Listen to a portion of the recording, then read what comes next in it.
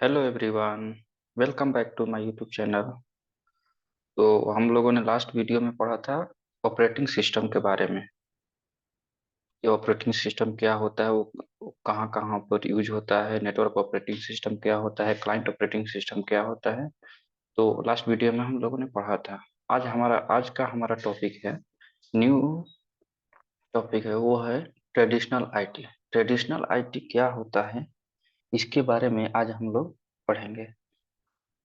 इस इसका ओवरव्यू ये है कि ट्रेडिशनल आईटी जो है आज से मतलब 10 साल 15 साल पहले कैसे ट्रेडिशनल आईटी पर वर्क, हमारा सर्वर और आईटी इंडस्ट्री कैसे वर्क करती थी, उसके बारे में आज पढ़ेंगे हम लोग, ट्रेडिशनल आईटी के बारे में। तो चलिए स्टार्ट करते हैं आज का हमारा टॉपिक। स्क्रीन।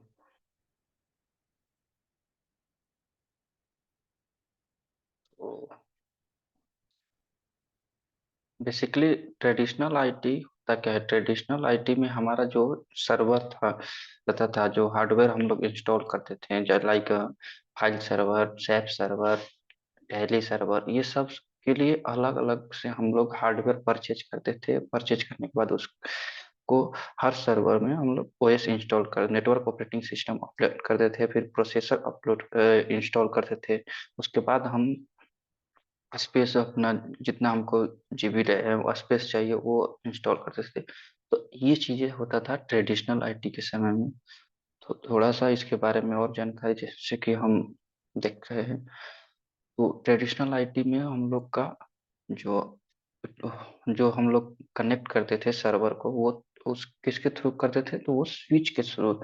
स्विच का आई थिंक सबको पता होगा कि स्विच कैसे क्या होता है। तो स्विच एक तरह का नेटवर्क डिवाइस है जो centralise to the network connection between our device. मतलब ये क्या करता था, एक स्विच, एक अलग अलग सर्वर को हम स्विच के द्वारा कनेक्ट करते थे। तो चलिए मैं एक स्विच का इमेज में दिखा देता हूँ। ये जो है हमारा स्विच का इमेज है। जैसे देखिए, नेटवर्क स्विच, राउटर, इसमें भी बहुत डिफरेंट डिफरेंट तरह का स्विच आते हैं। तो 16 पोर्ट का ये नेटवर्क स्विच है। तो इस टाइप का स्विच रहता था, उसको वो लोग उसके थ्रू हम लोग नेटवर्क इंस्टॉलेशन करते थे। जैसे देखिए हमने बना रखा है, पहले से ही ये बना लिया है, क्योंकि अगर नहीं बनाऊंगा तो अगर लाइव रिकॉर्डिंग करते समय वीडियो बहुत लंबी हो जाएगी, इसलिए हमने पहले ही ये उसका डायग्राम हमने बना लिया है। तो ये हमारा नेटवर्क स्विच है। स्विच के थ्रू हम लोग देखिए, जैसे हमने कनेक्ट कर रखा है, ये स्विच जो है कैसा वर्क करता है, तो ये हम कोई भी सर्वर होता है उसके थ्रू कनेक्ट करते थे। जैसे लैन के थ्रू इसको स्विच को हम लोग कनेक्ट करते हैं। लैन मतलब जो केबल होती है, लैन केबल आती है ना, उसको कहे हम लोग कनेक्ट करते हैं।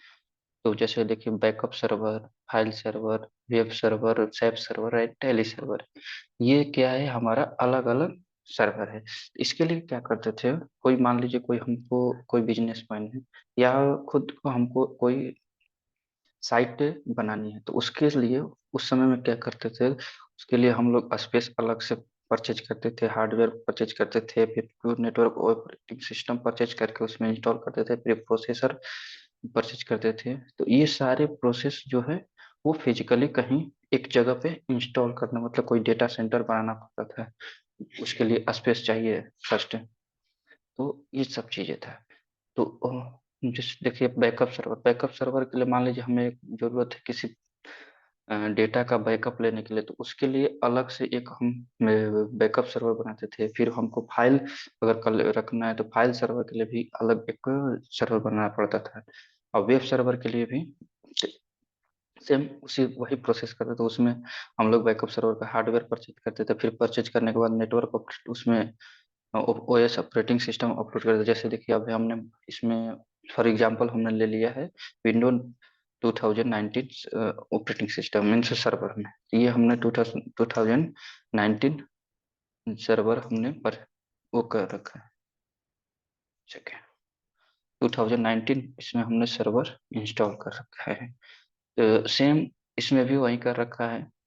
इसके बाद आपका प्रोसेसर, प्रोसेसर भी हम यह करते थे। तो प्रोसेसर भी, जीवन प्रोसेसर, जैसे हम लोग लास्ट वीडियो में पढ़ा था, नेटवर्क ऑपरेटिंग सिस्टम में जीवन प्रोसेसर होता है, तो ये जो है बहुत कॉस्टली आता है, जीवन प्रोसेसर जो है एक बहुत कॉस्टली आता है।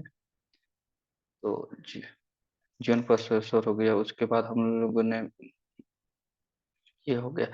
इसके बाद क्या करते थे, ये सारा चीज एनेबल्ड होने को, इंस्टॉल होने के बाद हमारा एप्लीकेशन क्या है, ये रन हो जाता था। एप्लीकेशन जो है ये रन हो गया। बट एक चीज है, इसमें भी दिक्कत है। मान लीजिए हमने कोई सर्वर इंस्टॉल बनाया, ठीक है, एप्लीकेशन डेवलप किया और सर्वर रन इनेबल्ड किया। इनेबल्ड करने के लिए, करने के बाद हमें क्या करना होगा, इसके लिए इसको ऑपरेटिंग ऑपरेशन करने के लिए हमें light, electricity, it means electricity, generator, everything install करना पड़ता था इसके नियर बाई में या इसके पास में, और जहाँ पे हम ये सारे डेटा जो सारे बना रखे हैं।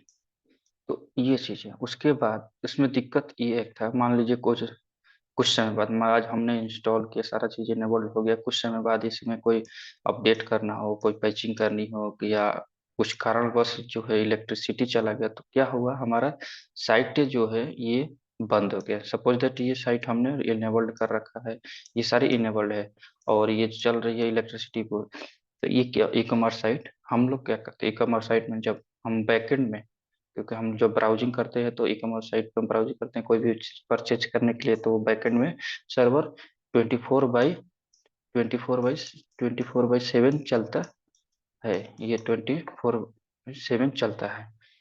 तो ये हुआ। बट सम कुछ हैपनिंग के कारण, डिजास्टर हो गया, कुछ हैपनिंग हो गया, उसके कारण से ये क्या हुआ, लाइट इसकी चले गई। तो इसमें क्या दिक्कत थी, प्रॉब्लम ये आता था कि लाइट चला गया तो ये क्या हुआ, साइट हमारा डाउन हो गया। तो अब क्या, डाउन होने के बाद 10 मान लीजिए कुछ कारणवश ये सर्वर डाउन हो गया, तो क्या वो पूरा लॉस हो जाएगा उस बिजनेसमैन या जो जिसका जो भी साइट है वो इनेबल्ड नहीं होगी या उसको ब्राउजिंग नहीं कर पाएंगे। तो उस केस में क्या किया गया, उसके लिए हमने फिर डबल दो डेटा सेंटर उसका बनाया। एक बनाया नोएडा में, सपोज फॉर एग्जांपल एक नोएडा में बनाया, उसके बाद एक हमने बनाया मुंबई। दो डेटा सेंटर बनाया। इसलिए कि कुछ कारणवश सपोज दैट नोएडा का हमारा प्राइमरी डेटा सेंटर जो है वो कुछ कारणवश वो डाउन हो गया, तो हम क्या कर सकते हैं, इस सर्वर को इस डेटा सेंटर से कनेक्ट करके, इनेबल्ड करके हम इस सर्वर को रन करा सकें। तो इसमें क्या हुआ, सब इसमें जो है ओपेक्स कॉस्ट और ओपेक्स क्या होता है इसे भी बताते हैं। ओपेक्स जो है expenditure, opex means operational cost जो है क्या हुआ, इसमें बढ़ गया। ऑपरेशनल कॉस्ट भी बच गया, बढ़ गया। उसके बाद आपका कपेक्स कॉस्ट भी बढ़ गया। कपेक्स मीन्स आपका जो ये हमने डेटा सेंटर, ये सॉरी ये एप्लीकेशन बनाया है, तो इसमें हार्डवेयर इंस्टॉल किया, सॉफ्टवेयर इंस्टॉल किया, एवरीथिंग हमने परचेज करके इंस्टॉल किया, प्रोसेसर डाला, तो ये हमारा दोनों इसमें किया हुआ सॉरी, इसमें हमारा हार्डवेयर कॉस्ट भी इंक्रीज, कॉपेक्स कॉस्ट भी इंक्रीज हुआ और ओपेक्स कॉस्ट भी हमारा इंक्रीज हुआ। तो इसमें एक दिक्कत है, इसमें दोनों कॉस्ट, मतलब किसी भी डेटा सेंटर को इंस्टॉल करने के लिए हमको बहुत सारा इन्वेस्टमेंट की जरूरत पड़ती थी, बहुत सारा इन्वेस्टमेंट करने की जरूरत पड़ती थी, सॉरी, बहुत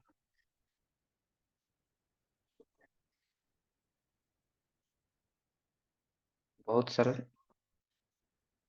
करने के लिए बहुत सारा चीजें वो करना पड़ता, पैसे पे करना। सपोज दैट मान लीजिए डाटा प्राइमरी डाटा सेंटर हमने 1 करोड़ का बनाया, तो सेम वही प्रोसेसर जो है यहाँ पर हमने 1 करोड़, मतलब हम एक डेटा सेंटर को, एक सर्वर को चलाने के लिए हमको डबल पैसे इन्वेस्ट करना पड़ता है, मतलब प्राइमरी सेंटर डेटा सेंटर के लिए भी और सेकेंडरी डेटा सेंटर के लिए भी। तो ये एक चीज इसमें दिक्कत होता था। मीन्स इसमें हार्डवेयर परचेज जो है अब इच एप्लीकेशन के लिए हमें खरीदना पड़ता था, इसमें ओएस कॉस्ट भी इंक्रीज करता था। मतलब ओएस हम मान लीजिए सपोज दैट हमको बैकअप सर्वर बनाना है, तो बैकअप सर्वर के लिए भी सेम प्रोसेस करना होगा। विंडोज सर्वर जिन जियोन सर प्रोसेसर भी जियोन डालना होगा। सेम अगर सेम यही चीज इस अगर फाइल सर्वर बनना हो तो सेम हमको विंडो और नेटवर्क ऑपरेटिंग सिस्टम इंस्टॉल करना होगा, पर जियोन प्रोसेसर भी करना होगा। तो मीन्स आपको एवरी टाइम जो भी बनाना होगा तो उसके लिए हमको सेम वर्क करना पड़ता था। तो ये हमारा ट्रेडिशनल आईटी में थोड़ी सी दिक्कत थी। उसके बाद ये ट्रेडिशनल आईटी के बाद क्या आया, कुछ समय बाद हमारे पास वर्चुअलाइजेशन आया। वर्चुअलाइजेशन जो हम इसमें किया हुआ, हमारा सॉफ्टवेयर कॉस्ट जो हार्डवेयर कॉस्ट जो है वो बच गया, और सॉफ्टवेयर कॉस्ट जो है रहा, बट जो है लेस हुआ इससे कंपेयर टू ट्रेडिशनल आईटी में। तो वर्चुअलाइजेशन जो है हम अगले वीडियो में पढ़ेंगे। तो ये था हमारा ट्रेडिशनल आईटी। ट्रेडिशनल आईटी में क्या हम लोग पढ़ेंगे नेक्स्ट वीडियो में, वर्चुअलाइजेशन। वर्चुअलाइजेशन के बाद हम चलेंगे अपना क्लाउड पे, जो क्लाउड कंप्यूटिंग के बारे में जानेंगे। क्लाउड कंप्यूटिंग के बाद हम लोग जानेंगे एज्योर क्लाउड में, मतलब उसके बारे में। तो चलिए, ओके, बस यही इतना था इसमें ट्रेडिशनल आईटी में। अगर वीडियो अच्छी लगी हो तो कृपया चैनल को सब्सक्राइब और शेयर करना ना भूले। मिलते हैं अगले वीडियो में। जय हिंद।